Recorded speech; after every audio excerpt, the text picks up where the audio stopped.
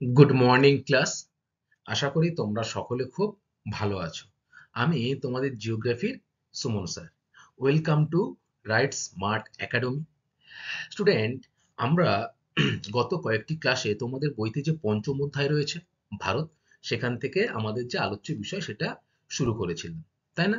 গত কয়েকটি ক্লাসে আমরা ভারতবর্ষের যে প্রাকৃতিক বিভাগগুলো, অর্থাৎ মাটি, স্বাভাবিক উদ্ভিদ, জলবায়ু, প্রশাসনিক বিভাগ ইত্যাদি সম্পর্কে কিন্তু বিস্তারিত আলোচনা করেছিলাম, তাই না? এবং গত ক্লাসে আমরা ভারতের যে অর্থনৈতিক দিক, যেমন ভারতের কৃষি, এই বিষয়টি নিয়ে কিন্তু আলোচনা শুরু করেছিলাম। সেখানে আমরা কি দেখেছিলাম? ভারতের কৃষিতে কেবলমাত্র ধান, গম, ইক্ষু ইত্যাদি নিয়ে আলোচনা করেছিলাম। আজকের আমরা যে বিষয়টা নিয়ে আলোচনা করব সেটি ভারতের কৃষির একটি গুরুত্বপূর্ণ অংশ। কি কি? কার্পাস এবং চা, এই দুটি কিন্তু ভারতের যে কৃষি রয়েছে সেই দুটি কৃষি সম্পর্কে আমরা বিস্তারিত আলোচনা করব। তার আগে আমি দেখে নেব তোমাদের গত ক্লাসের পড়া কেমন মনে আছে। স্টুডেন্ট, কেউ আমাকে বলো তো, যে ভারতবর্ষের মধ্যে কোন রাজ্যে সব থেকে বেশি ধান উৎপন্ন হয়? Very good. কোন রাজ্য? পশ্চিমবঙ্গ, তাই না? আবার যদি তোমাদের বলে যে হেক্টর প্রতি ধান উৎপাদনে ভারতবর্ষের মধ্যে প্রথম রাজ্য কোনটি, তখন তোমরা কি বলবে? বাহ, খুব ভালো বলেছো, যে তখন তোমরা বলবে পাঞ্জাব, তাই তো?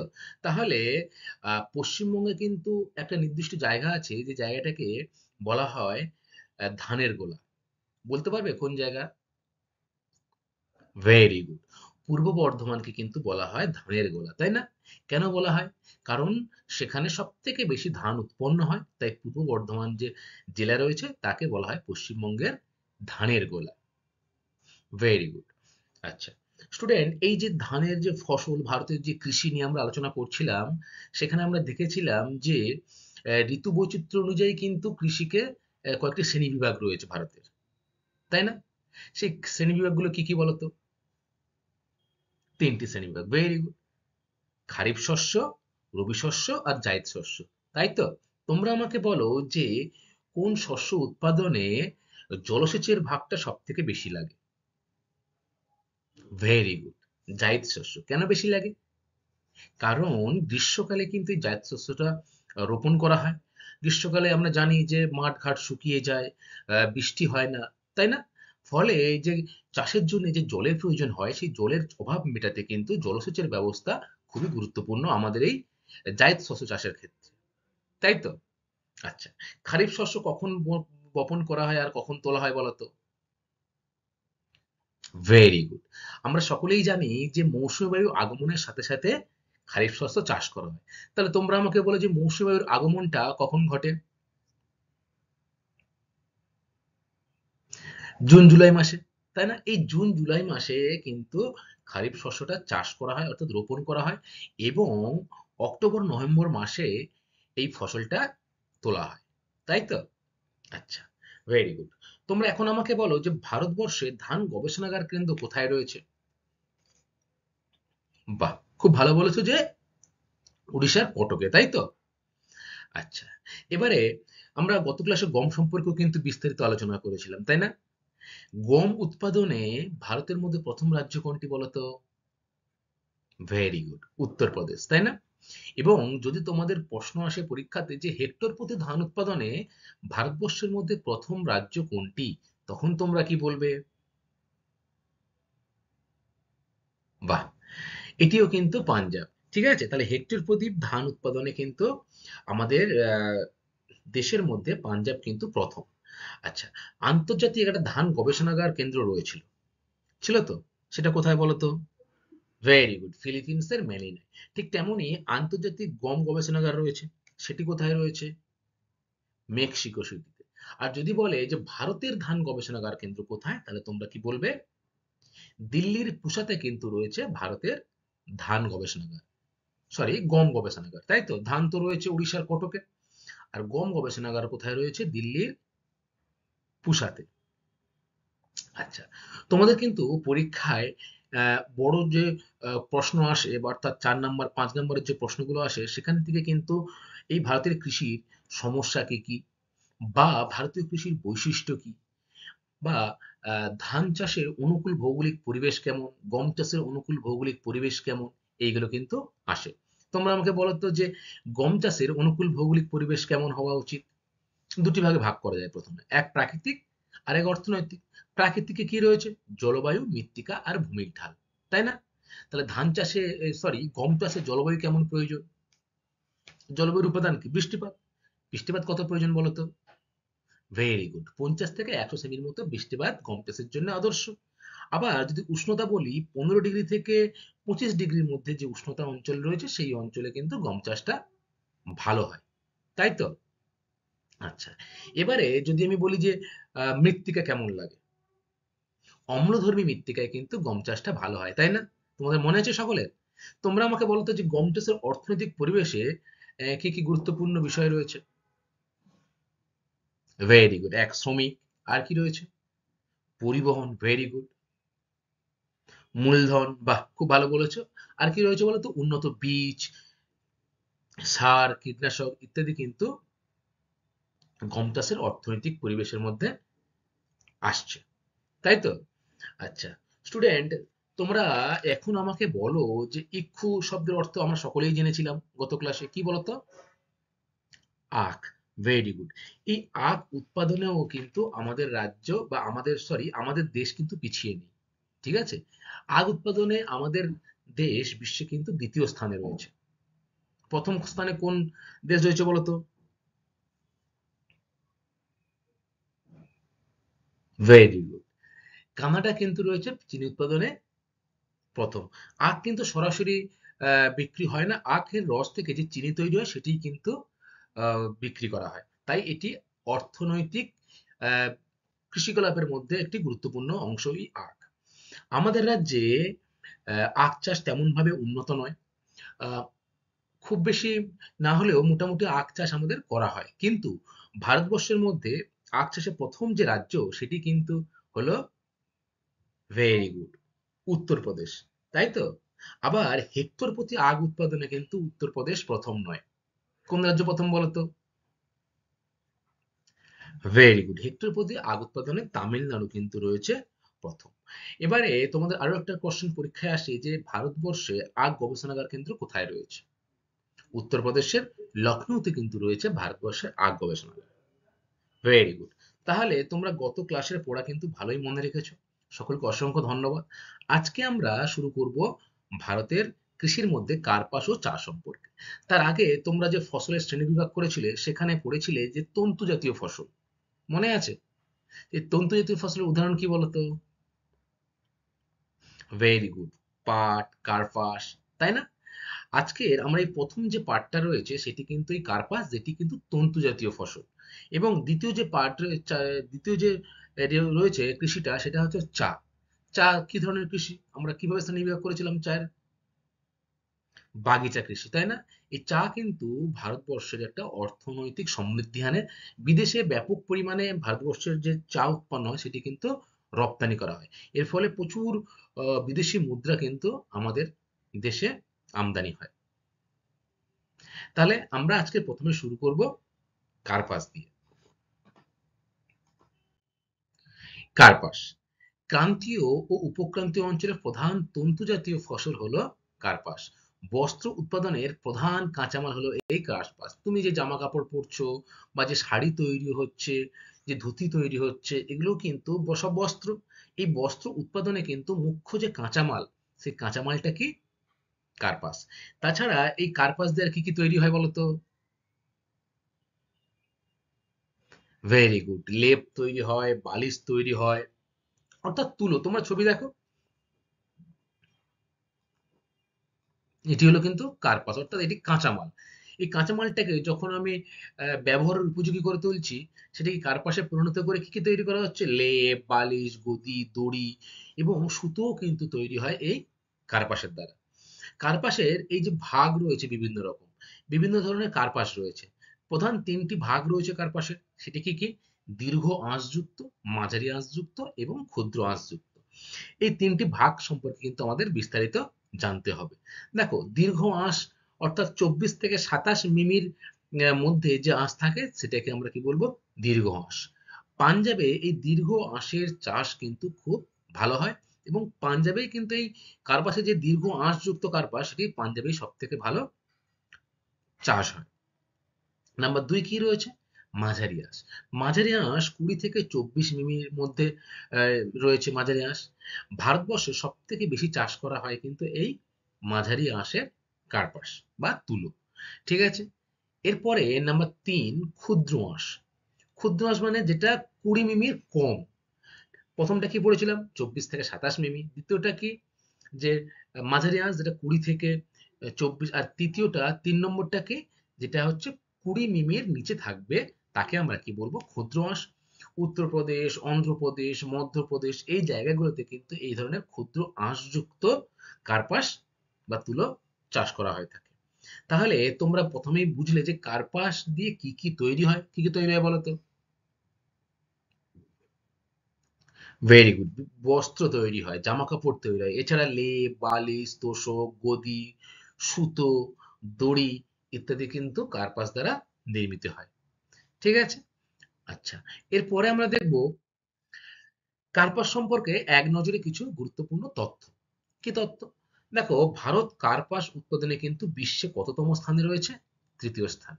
এটি কিন্তু খুব ভালো করে তোমরা মনে রাখবে যে কার্পাস উৎপাদনে ভারত বিশ্বে কিন্তু তৃতীয় স্থান অধিকার করেছে।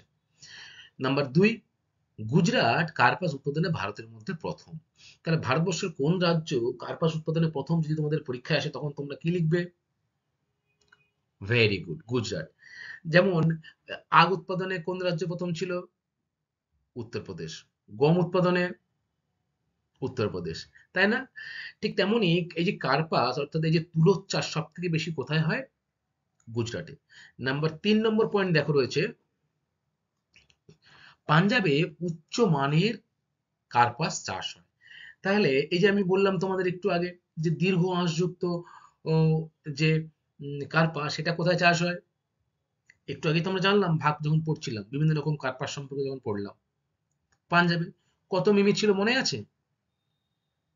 ভেরি গুড, 24 থেকে 27 মিমি অর্থাৎ দীর্ঘ আঁশযুক্ত যে কার্পাস সেটি কিন্তু পাঞ্জাবে সব থেকে ভালো চাষ হয়। এবারে হেক্টর প্রতি কার্পাস উৎপাদনে কিন্তু আবার মধ্যপ্রদেশ ভারতের মধ্যে প্রথম। আমরা টোটাল যে কার্পাস উৎপাদন তাতে প্রথম হচ্ছে গুজরাট, এবং হেক্টর প্রতি যদি বলে তখন সেটি কিন্তু হবে কি? মধ্যপ্রদেশ।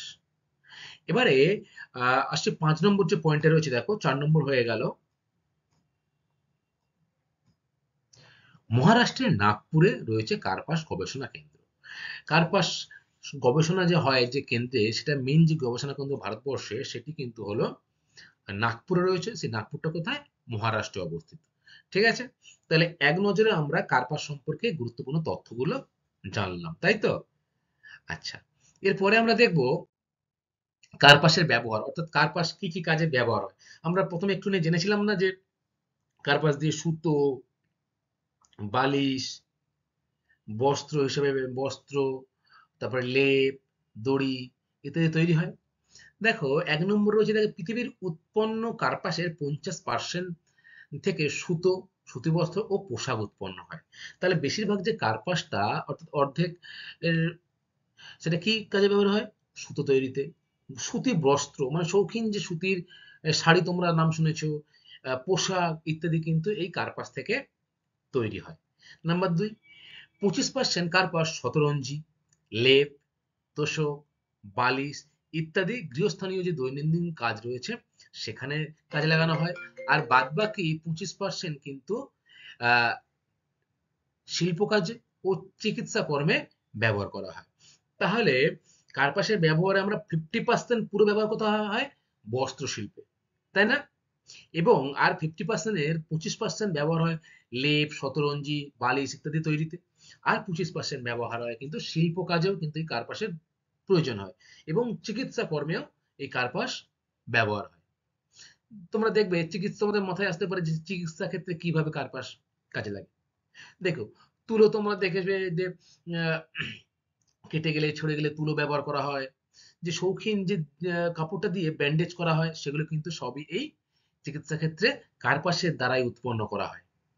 ঠিক আছে? আচ্ছা, তাহলে 1 নম্বর হলো, 2 নম্বর হয়ে গেল। এবারে রয়েছে দেখো 3 নম্বর, কার্পাস বীজ থেকে তেল আহরণ করা হয়, যা রান্নার কাজে, তারপরে হচ্ছে মার্জারিন, সাবান, বার্নিশ তৈরিতে কিন্তু ব্যবহার করা হয়। তাহলে কার্পাসের বীজ থেকে একরকম তেল পাওয়া যায়, সেই তেলটা কিন্তু রান্নার কাজে আমরা ব্যবহার করছি। আবার সাবান, সুগন্ধি সাবান তৈরিতে বা বার্নিশ তৈরিতে কিন্তু এই কার্পাস ব্যবহার হচ্ছে। বীজের তুষ থেকে কাগজ, ইথালিন, অ্যালকোহল ইত্যাদি তৈরি করা হয়। এবারে এই যে কার্পাসের যে খোল থাকে, সেই খোলগুলো কি হয়? সেই খোলগুলো কিন্তু পশু খাদ্য হিসেবে ব্যবহার করা হয়, জৈব সার রূপেও কিন্তু জমিতে ব্যবহার করা হয় এই কার্পাস। তাহলে তোমরা বুঝতেই পারছো যে কার্পাসের ব্যবহারের কিন্তু বিভিন্ন দিক রয়েছে, অর্থাৎ উৎপাদিত দ্রব্য আলাদা, আবার কার্পাসের তেল থেকে বিভিন্ন রকম জিনিস উৎপাদন করা হচ্ছে। আবার এই যে কার্পাসের তেল উৎপন্ন বা তুলে নেওয়ার পর যে শুকনো খোলগুলো পড়ে থাকে, সেগুলো কিন্তু পশু খাদ্য হিসেবে ব্যবহার করা হয়, বা জৈব সার রূপে কিন্তু বিভিন্ন মাটির সাথে মিশিয়ে সেটাকে মাটিকে উর্বর করতে সাহায্য করা হয়। তাই তো? আশা করি তোমরা বুঝতে পারছো। দেখো তোমরা ছবিতে দেখতে পাচ্ছ, দেখো লেপ তৈরি করছে। লেপের ভিতরে কি থাকে? তুলো থাকে, আর তুলোটাই কিন্তু হলো কার্পাসের একটা অংশ বা কাঁচামাল। তাই তো? দেখো সুতির কাপড় তৈরি হচ্ছে, সুতি বস্ত্র যেটাকে আমরা বলছি। আচ্ছা, এরপরে রয়েছে স্টুডেন্ট দেখো কার্পাস উৎপাদনের অনুকূল পরিবেশ। অর্থাৎ কার্পাস কোন অঞ্চলে, কোন ওয়েদারে, কোন আবহাওয়াতে, কোন মাটিতে ভালো উৎপন্ন হয় সেটি কিন্তু আমরা দেখে নেব। দুটি ভাগ রয়েছে, যেমন আমরা ধান, গম, ইক্ষু ইত্যাদি ক্ষেত্রে ভাগ করেছিলাম। করেছিলাম তো, যে একটা প্রাকৃতিক দিক আর একটা অর্থনৈতিক দিক, অর্থাৎ প্রাকৃতিক পরিবেশ আর অর্থনৈতিক পরিবেশ। প্রাকৃতিক পরিবেশের প্রথমে আসবে দেখো জলবায়ু। তাহলে জলবায়ুর উপাদানগুলি কি কি তোমরা বলো আমাকে। Very good. উষ্ণতা, বৃষ্টিপাত এবং আর্দ্রতা, এই তিনটি বিষয় কিন্তু হলো জলবায়ুর অন্তর্গত। তাই তো? আমরা দেখে নেব যে কার্পাস উৎপাদনে জলবায়ু কেমন প্রয়োজন হয়। প্রথমে রয়েছে দেখো ১ নম্বর, উষ্ণতা। উষ্ণতা, উষ্ণ আবহাওয়া ও সূর্যকিরণ তুলো চাষের পক্ষে কিন্তু আদর্শ। তুলো চাষে জলবায়ুর গুরুত্ব খুব বেশি। তুলো চাষের জন্য গড়ে ২৭ ডিগ্রি থেকে ২০ ডিগ্রি থেকে ২৭ ডিগ্রি যে সেলসিয়াস তাপমাত্রা বা উষ্ণতা তার কিন্তু প্রয়োজন হয়। তাহলে যেখানে সূর্যকিরণ খুব ভালো পড়বে এবং উষ্ণ আবহাওয়া থাকবে, সেই অঞ্চলে কিন্তু তুলো চাষটা ভালো হবে। বৃষ্টিপাত কেমন চাই? হালকা ও মাঝারি বৃষ্টিপাতযুক্ত অঞ্চলে তুলো চাষ কিন্তু খুব ভালো হয়। কারণ আমরা জানি যে যদি খুব জোরে বৃষ্টিপাত হয় বা খুব মুষলধারে বৃষ্টিপাত হলে তুলো চাষের কিন্তু ব্যাপক ক্ষতি হবে। এই উপরের তুলোগুলো কিন্তু ভিজে যাবে বা গাছ থেকে খসে পড়বে, তাই না? ফলে তুলো চাষের ক্ষেত্রে কিন্তু হালকা বৃষ্টিপাত দরকার, এবং হালকা থেকে মাঝারি, বেশি জোরে বৃষ্টিপাত কিন্তু তুলো চাষের পক্ষে ক্ষতিকর। গড়ে বৃষ্টিপাতের প্রয়োজন কত সেমির প্রয়োজন? দেখো ৫০ থেকে ১০০ সেমির মতো বৃষ্টিপাত কিন্তু প্রয়োজন এই তুলো চাষে। তাহলে আমরা কি কি জানলাম? যে উষ্ণতা, উষ্ণতা কি জেনেছি যে উষ্ণ আবহাওয়া ও রোদোজ্জ্বল পরিবেশে তুলো চাষ ভালো হয়, যেখানে ২০ ডিগ্রি থেকে ২৭ ডিগ্রি তাপমাত্রা থাকে। আবার বৃষ্টিপাতটা কিন্তু হালকা মাঝারি, যেখানে ৫০ থেকে ১০০ সেমির মধ্যে বৃষ্টিপাতটা প্রয়োজন। নাম্বার ৩ রয়েছে দেখো তুহিন মুক্ত অবস্থা। তুহিন কি? তুহিন শব্দের অর্থ হচ্ছে বরফ, ঠিক আছে? অত্যাধিক শীত ও তুহিন তুলো চাষের পক্ষে কিন্তু ক্ষতিকারক। মানে বেশি যে ঠান্ডাযুক্ত যে অঞ্চল, সেখানে কিন্তু তুলো চাষ হয় না ভালো। এবং আহ, তুলো চাষের পক্ষে কিন্তু এই যে ওয়েদারটা তুহিন, যে ওয়েদার বা এই যে বরফ পড়ছে, এই ওয়েদার গুলো কিন্তু তুষারপাত হচ্ছে ইত্যাদি কিন্তু কার্পাস চাষের পক্ষে উপযুক্ত নয়। ঠিক আছে? আচ্ছা, এরপরে আমরা প্রথমে দেখলাম প্রাকৃতিক পরিবেশের মধ্যে জলবায়ু, ১ নাম্বার। নাম্বার ২ রয়েছে দেখো মৃত্তিকা। আচ্ছা, তার আগে আর্দ্রতা রয়েছে ও সূর্যকিরণ। তুলো গাছ বৃদ্ধির সময় বাতাসে আর্দ্রতা বেশি থাকা প্রয়োজন, কিন্তু তুলোর গুটি পাকার সময় আবার আর্দ্রহীন, শুষ্ক ও রোদ উজ্জ্বল আবহাওয়ার দরকার হয়। তাহলে তুলির গুটি যখন পাকবে তখন সেটা কোন সময় হবে? আর্দ্রহীন, শুষ্ক ও রৌদ্রোজ্জ্বল আবহাওয়া কখন থাকে? হালকা শীতে থাকে না? তাহলে শীতকালে থাকে এটা। আর বাতাসে আর্দ্রতা বেশি থাকে কখন? বর্ষার সময় বা গ্রীষ্মের সময়। তো তখন কিন্তু এটা রোপণ করা হয়। ঠিক আছে? আচ্ছা, এরপরে নাম্বার ২ আমরা দেখব মৃত্তিকা। উর্বর, লবণাক্ত হালকা চুন মিশ্রিত দোআঁশ মাটিতে কিন্তু তুলো চাষটা বা কার্পাস চাষটা সব থেকে ভালো হয়। আর এরকম হালকা লবণাক্ত চুন মিশ্রিত দোআঁশ মাটি আমরা কোথায় লক্ষ্য করতে পারি? গুজরাট, তারপরে পাঞ্জাবের কিছুটা অংশ, মধ্যপ্রদেশ, তাই না? তাই ভারতের এই অঞ্চলগুলোতে কিন্তু তুলো চাষটা ভালো হয়। ভারতে রেগুর মৃত্তিকা ও পলি মৃত্তিকায় তুলো চাষও কিন্তু বর্তমানে করা হচ্ছে। রেগুর মৃত্তিকা কোথায় লক্ষ্য করা যায়? ভারতের দাক্ষিণাত্য অঞ্চল, অর্থাৎ দক্ষিণ ভারতে, তাই না? আর আমাদের এই যে পশ্চিমবঙ্গ, আসাম, তারপরে বিহারের কিছুটা অংশ, এখানে পলি মৃত্তিকা কিন্তু লক্ষ্য করা যায়। এই পলি মৃত্তিকাতেও কিন্তু বর্তমানে তুলো চাষটা করা সম্ভব হচ্ছে। ভূপ্রকৃতি কেমন? নাম্বার 3, গাছের গোড়ায় জল জমে থাকা তুলো চাষের পক্ষে ক্ষতিকর।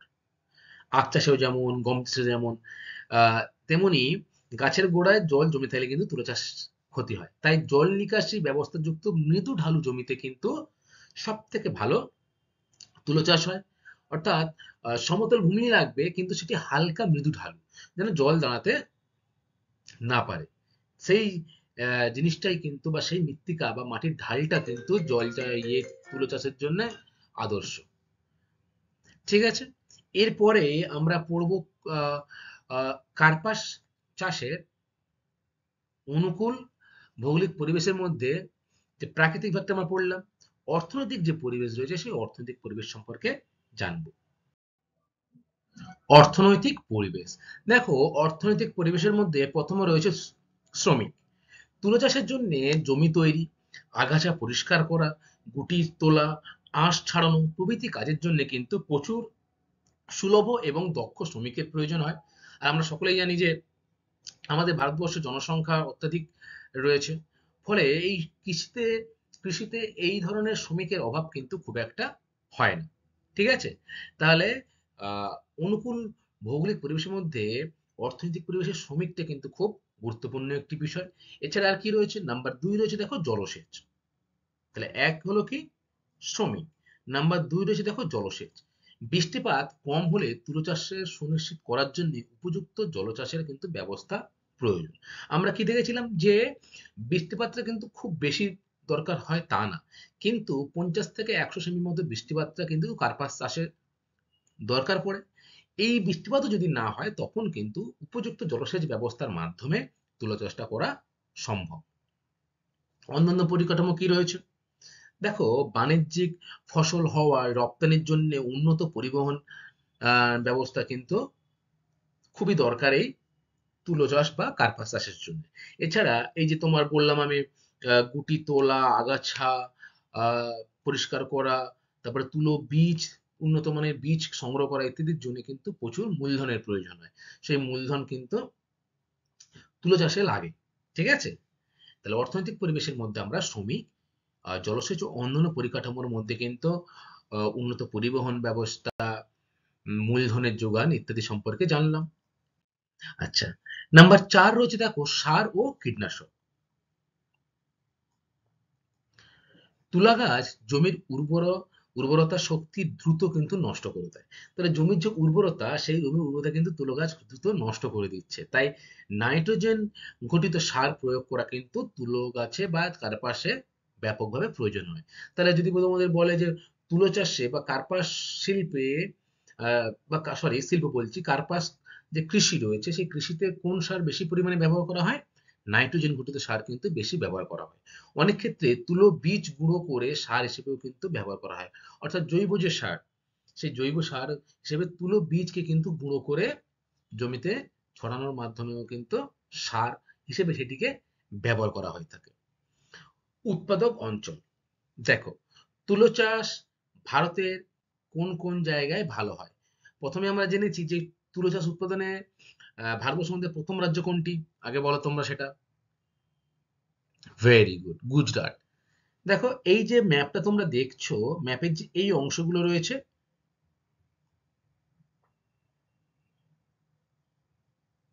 এই অংশগুলো কিন্তু হলো তুলো চাষের আদর্শ অঞ্চল।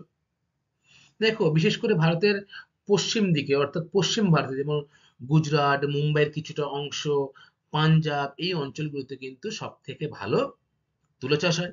হেক্টর প্রতি তুলো উৎপাদনে কিন্তু প্রথম রাজ্য কোনটি বলো? ভেরি গুড, মধ্যপ্রদেশ, তাই না? এই দেখো, এই যে মধ্যপ্রদেশের পশ্চিম দিকে কিন্তু ব্যাপকভাবে তুলো চাষটা হয়ে থাকে। এছাড়া এই যে তামিলনাড়ু কিছুটা অংশ কিন্তু তুলো চাষটা ভালো হয়। তাহলে উৎপাদক অঞ্চল কি? ভারতের পশ্চিম ও দক্ষিণ ভারত এবং উত্তর পশ্চিম ভারতে কার্পাস বলয় রয়েছে। অর্থাৎ দেখো, এই যে দক্ষিণ দিক আর পশ্চিম দিকের মাঝখানে যে একটি বলয়, আরেকটি বলয় কি বলছে, যে উত্তর আর পশ্চিম, অর্থাৎ উত্তর আর পশ্চিম দিকের মধ্যে এই যে পাঞ্জাব হরিয়ানা যে কিছুটা অংশ, এই অংশতে কিন্তু কার্পাস চাষটা খুব ভালো হয়। দেখো, পূর্ব ভারতে কিন্তু কার্পাস চাষ তেমন ভাবে গড়ে ওঠেনি। তাই আহ, পূর্ব ভারতে কিন্তু ওই যে বলে না যে সুতি বস্ত্র, বস্ত্রশিল্প, বস্ত্রশিল্পে কিন্তু উন্নত এই গুজরাট রাজ্য, গুজরাট, মুম্বাই বস্ত্রশিল্পে কিন্তু ব্যাপক উন্নত। তার কারণ কি? কারণ এই যে কাছাকাছি রয়েছে কার্পাস উৎপাদক অঞ্চল, সেখান থেকে কাঁচামালটা খুব সহজেই চলে আসে। ফলে এই গুজরাট, মুম্বাই এই অঞ্চলগুলো কিন্তু বস্ত্রশিল্পে খুবই উন্নত। আচ্ছা, উৎপাদন। ভারত কার্পাস উৎপাদনে পৃথিবীতে তৃতীয়। তাহলে কি বললাম? ভারত কিন্তু কার্পাস উৎপাদনে পৃথিবীতে তৃতীয়। 2020-21 সালে উৎপাদনের পরিমাণ ছিল 354 লক্ষ গাঁট, আর এক গাঁট সমান সমান কিন্তু হচ্ছে 170 কেজি। তাহলে তুলোতে এক গাঁট সমান সমান কত? 170 কেজি। হেক্টর প্রতি কার্পাস উৎপাদনে মধ্যপ্রদেশ ভারতের মধ্যে প্রথম, যেটি 2020-21 সালে কিন্তু সেন্সার অনুযায়ী এটা ঠিক করা হয়েছে। সেখানে উৎপাদনের হার কত? 695 কেজি কিন্তু উৎপাদন হয় বছরে। তাহলে আমরা কি কি জানলাম? যে কার্পাস বস্ত্র অনুকূল ভৌগোলিক পরিবেশ, উৎপাদক অঞ্চল অর্থাৎ ভারতবর্ষের কোন কোন জায়গায় কার্পাস চাষটা ভালো হয়, এবং কতটা উৎপাদন হয় আমাদের এই পাঞ্জাব বা গুজরাট বা এই মধ্যপ্রদেশ অঞ্চলে। ঠিক আছে? তাহলে আমরা তন্তুজাতীয় ফসল তার মধ্যে কি পড়লাম? কার্পাস, তাই তো? এরপরে আমরা পড়বো বাগিচা ফসল। বাগিচা ফসলের মধ্যে আজকে আমরা কেবলমাত্র চা সম্পর্কে বিস্তারিত জানবো। এরপরে ক্লাসে আমি তোমাদের সাথে কফি নিয়েও কিন্তু বিস্তারিত আলোচনা করব। ঠিক আছে? চলো এবারে দেখি আমরা চা সম্পর্কে। দেখো, চা আমরা প্রতিদিনই সকালে কেউ না কেউ কারোর বাড়িতে বা নিশ্চয়ই হয়ে থাকে। সেটি দুধ চা হতে পারে, র চা হতে পারে, তাই না?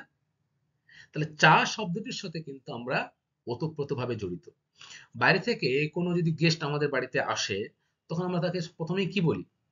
চা তাকে দেই না? কারণ চা কিন্তু শরীরের যে ক্লান্তি সেটিকে কিন্তু কিছুটা হলেও কমাতে সাহায্য করে। শরীরে যে এনার্জি, সেই এনার্জিটাকে কিন্তু রিসোর্স করতে বা এনার্জিটাকে কিন্তু সংগ্রহ করতে সাহায্য করে চা। আচ্ছা, তাহলে ক্যামেলিয়া সাইনেনসিস নামক চিরহরিৎ গুল্ম জাতীয় গাছের পাতা থেকে চা প্রস্তুত হয়। চা হলো ক্যাফিন যুক্ত মাদক বর্জিত মৃদু উত্তেজক পানীয়। তোমাদের একটু আগেই বললাম আমি যে চা কিন্তু শরীরে এনার্জি আনে, তাই না? সস্তা বলে সকল মানুষের কাছেই এটি খুবই জনপ্রিয়। তৈরি চা এর রং সোনালী এবং উৎপাদক দেশগুলি চা রপ্তানি করে প্রচুর বিদেশি মুদ্রা কিন্তু অর্জন করে। এই বিদেশি মুদ্রা অর্জন করে বলে একে কিন্তু বলা হয় সোনালী পানীয়। বাগিচা ফসলের উদাহরণ চা। অর্থকরী ফসল কিন্তু গুরুত্বপূর্ণ দিকে কিন্তু রয়েছে এই চা। প্রচুর পরিমাণ কিন্তু বিদেশি মুদ্রা অর্জিত হয়। তাই চাকে কিন্তু বলা হয় সোনালী পানীয়। তোমাদের পরীক্ষায় আসে যে সোনালী পানীয় কাকে বলা হয় এবং কেন বলা হয়? চাকে বলা হয়। কেন বলা হয়? যে প্রচুর বিদেশি মুদ্রা কিন্তু অর্জন হয়, অর্থাৎ বিদেশি টাকা অর্জন করা যায় এই চায়ের মাধ্যমে, তাই সেটি সোনালী পানীয়। দেখো, বিভিন্ন ধরনের চা কিন্তু রয়েছে, অর্থাৎ চায়ের কিন্তু আবার শ্রেণী বিভাগ রয়েছে। দেখো, তোমরা ছবিতে দেখতে পাচ্ছ, দেখো চায়ের দেখো বিভিন্ন রকম কালার রয়েছে। দেখো, একটি একদম গুঁড়ো চা, একদম একটা আবার একটা সবুজ চা, তাই না? এই অনুযায়ী একে কিন্তু চারটি প্রধান ভাগে ভাগ করা যায়। কি কি? নাম্বার ওয়ান, কালো সেকা চা। দুই, সবুজ চা। তিন, স্টক চা। আর চার, ওলং চা। কালো সেকা চা কি? ভারতে এটি কিন্তু জনপ্রিয়। সবুজ চা হচ্ছে চীনে জনপ্রিয়।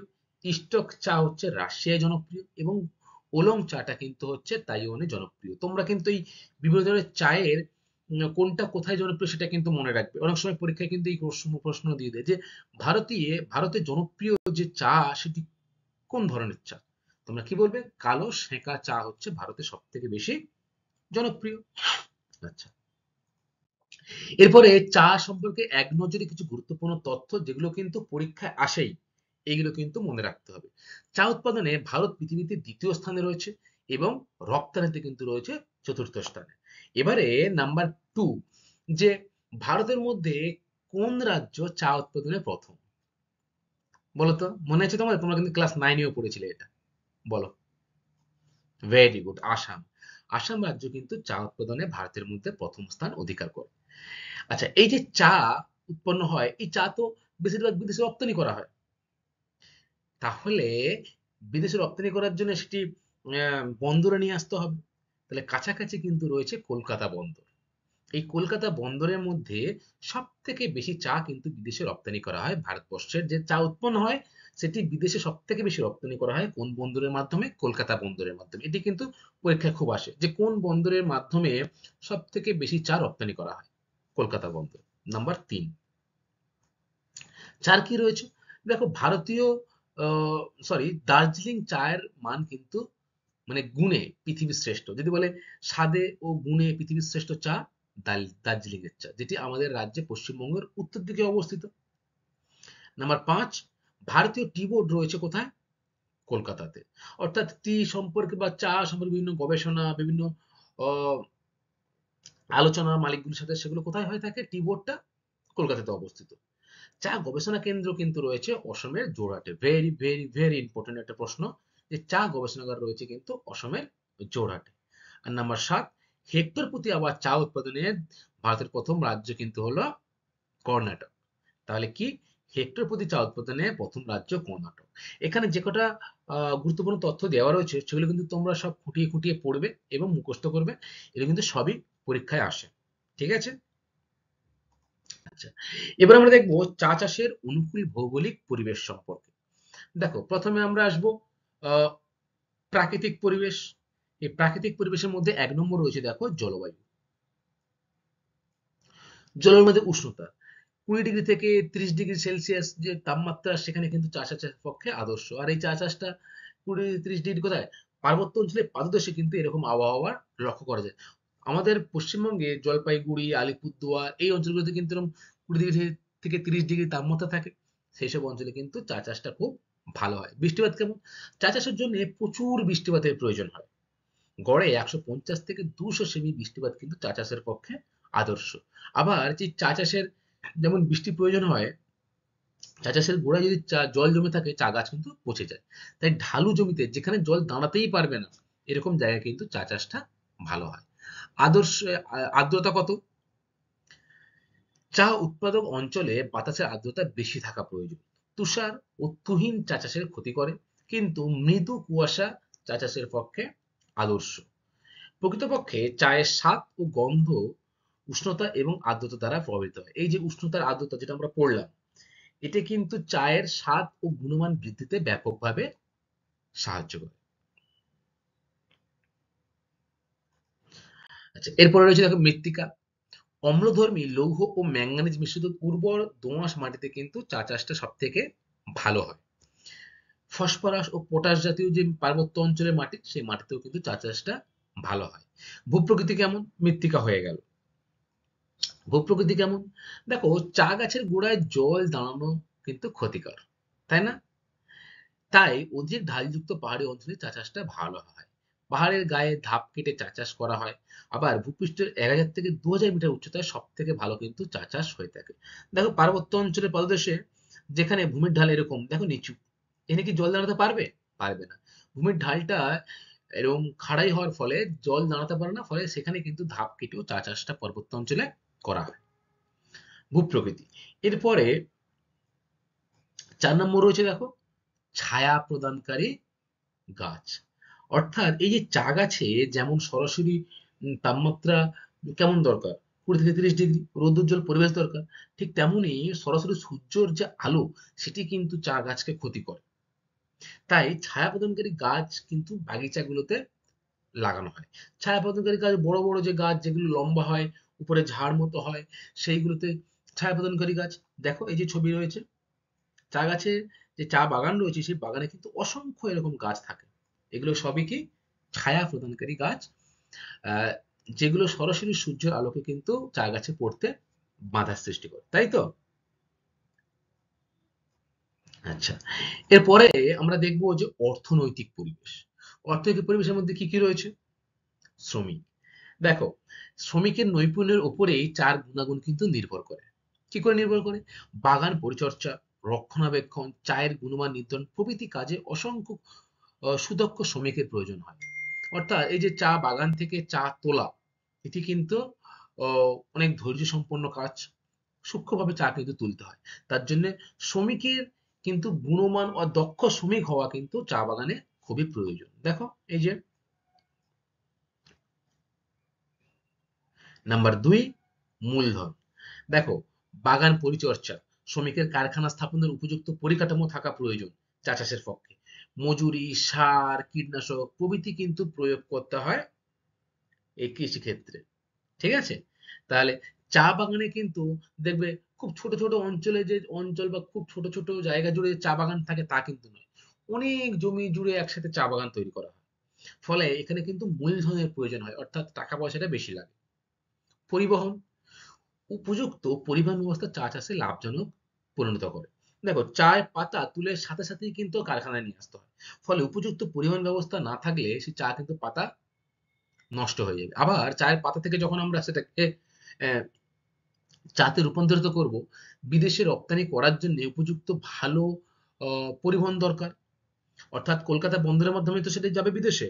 তাহলে সেখানে কলকাতা বন্দর অব্দি কিন্তু গাড়িতে করে সেটাকে নিয়ে আসতে হবে। তার জন্য সড়ক পথ উন্নত হওয়া দরকার, রেলপথ উন্নত হওয়া দরকার, তাই তো? এটা হলো পরিবহন। এরপরে হচ্ছে দেখো 4 নাম্বার, কারখানা। পাতা তোলার পর চা প্রস্তুতের জন্য চা বাগানের নিকটেই কিন্তু এই কারখানা গড়ে তোলা হয়। দেখো এই যে এগুলো সব চা গাছ, এর পাশেই রয়েছে দেখো কারখানা। কারণ এই চায়ের পাতা কিন্তু বেশিক্ষণ ফেলে রাখলে নষ্ট হয়ে যায়। তাই পাতা তোলার পর খুব তাড়াতাড়ি কিন্তু চা প্রস্তুত করার জন্য নিকটবর্তী যে বাগানের কাছাকাছি যে বাগিচা থাকবে বা যে কারখানা থাকবে সেই কারখানায় কিন্তু সেটাকে নিয়ে যেতে হবে। স্টুডেন্ট, এবারে আমরা দেখব যে ভারতবর্ষের চা উৎপাদক অঞ্চলগুলি কোনটি কোনটি। দেখো, আমরা একটু আগে জেনেছিলাম যে চা উৎপাদনে ভারতবর্ষের মধ্যে প্রথম রাজ্য কোনটি? আসাম। সেটি কোথায় অবস্থিত? ভারতের পূর্ব দিকে। অর্থাৎ এই যে অংশটা, এই অংশতে কিন্তু সব থেকে বেশি চা উৎপন্ন হয় এই আসাম। আসামের জোরহাটে কিন্তু রয়েছে আবার চা গবেষণা কেন্দ্র এইখানে, তাই তো? তাহলে উত্তর পূর্ব ভারতের অসম ও পশ্চিমবঙ্গ এবং দক্ষিণ ভারতের তামিলনাড়ু, এই যে দেখো দক্ষিণ দিকে ভারতের তামিলনাড়ু, কেরালা, কর্ণাটক এই অংশটিতে কিন্তু চা চাষটা খুব ভালো হয়। ঠিক আছে? ভারতের 5টি রাজ্য প্রায় 98% কিন্তু এই চা উৎপন্ন করে থাকে। তাহলে কোন কোনগুলো? আসাম, পশ্চিমবঙ্গ, কেরালা, কর্ণাটক ও তামিলনাড়ু। এই 5টি রাজ্যই কিন্তু প্রধান চা উৎপাদন করে থাকে। পৃথিবীতে চা উৎপাদনে ভারত কিন্তু রয়েছে দ্বিতীয় স্থানে। আর সব থেকে বেশি চা উৎপন্ন হয় কোথায় বলো তো স্টুডেন্ট? চীন। তাহলে প্রথম যে দেশ সেটি রয়েছে চীন, দ্বিতীয় রয়েছে আমাদের ভারত। 2021-22 সালে এদেশে চা উৎপাদনের পরিমাণ ছিল 134.4 কোটি কেজি। হেক্টর প্রতি চা উৎপাদনে বর্তমানে কর্ণাটক রাজ্য কিন্তু ভারতবর্ষের মধ্যে প্রথম স্থানে রয়েছে। আচ্ছা, এটা গেল উৎপাদক অঞ্চল। আচ্ছা, এরপরে রয়েছে দেখো বাণিজ্য। দীর্ঘকাল ধরে চা রপ্তানিতে ভারত কিন্তু প্রথম থাকলেও এখন কিন্তু চতুর্থ স্থানে চলে এসেছে। মোট উৎপাদনের চা এর 18% রপ্তানি করা হয়। উৎপাদন বাড়ালেও দেশের বিশাল যে বাজার, সেই চাহিদা মেটাতে কিন্তু চা বেশিরভাগ অংশটাই কিন্তু এদেশে রেখে দেওয়া হয় এবং 18% অর্থাৎ 18% কিন্তু চা বিদেশে রপ্তানি করা হয়। তাহলে আমাদের দেশের জনসংখ্যা অসংখ্য, তাহলে আমাদের দেশের নিজস্ব তো চাহিদা রয়েছে, সেই চাহিদা মিটিয়েই কিন্তু তারপর বাইরে সেটিকে বিক্রি করা হয়, রপ্তানি করা হয়। ভারত থেকে রাশিয়া, ইরান, সংযুক্ত আরব আমিরশাহী, ইংল্যান্ড, মার্কিন যুক্তরাষ্ট্র প্রভৃতি দেশ কিন্তু ভারতের চায়ের ক্রেতা। ভারত রাশিয়ার সর্বাধিক চা রপ্তানি করে। তাহলে ভারত যদি বলে পরীক্ষায় ভারত সবথেকে বেশি চা রপ্তানি করে কোন দেশে, সেটা উত্তর কি হবে? রাশিয়া। তাহলে স্টুডেন্ট, আজকে কিন্তু আমরা কার্পাস এবং চা সম্পর্কে বিস্তারিত জানলাম। এবারে কতকগুলি গুরুত্বপূর্ণ প্রশ্ন যেগুলো পরীক্ষায় আসে সেগুলো নিয়ে কিন্তু আমরা একটু আলোচনা করব। কয়েকটি গুরুত্বপূর্ণ প্রশ্ন, তোমরা উত্তর দেওয়ার চেষ্টা করবে। ১ নম্বর দেখো রয়েছে, চা উৎপাদনে ভারতের প্রথম রাজ্য কোনটি? বলো। Very good, Assam. আচ্ছা, যদি বলে স্বাদে ও গন্ধে ভারতের শ্রেষ্ঠ চা উৎপন্ন হয় কোথায়? দার্জিলিং। Very good. নাম্বার ২, ভারতের চা গবেষণাগার কেন্দ্র কোথায় রয়েছে? বলো।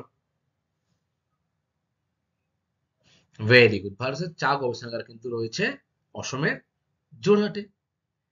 আচ্ছা, নাম্বার ৩, কার্পাস উৎপাদনে ভারতের প্রথম রাজ্য কোনটি? Very good, Gujarat.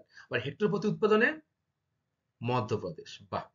নাম্বার ৪, ভারতের কার্পাস গবেষণাগার কেন্দ্র কোথায় রয়েছে? মহারাষ্ট্রের কোথায়?